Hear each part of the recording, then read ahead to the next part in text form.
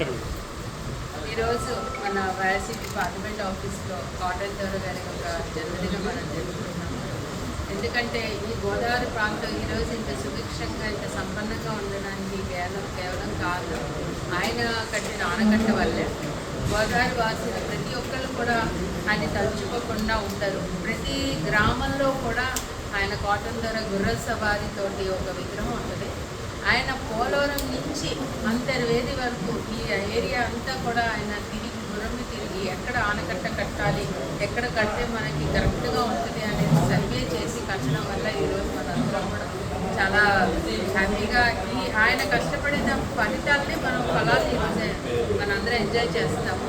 ఇంకోటి ఏంటంటే the cost of his family.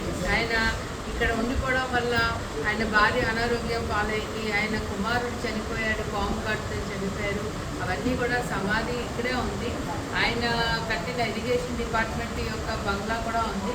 ఇవన్నీ కూడా గతంలో లాగా మనకు పర్యాటక దాని అభివృద్ధి కూడా చేయాల్సిన అవసరం ఎంతైనా ఉంది.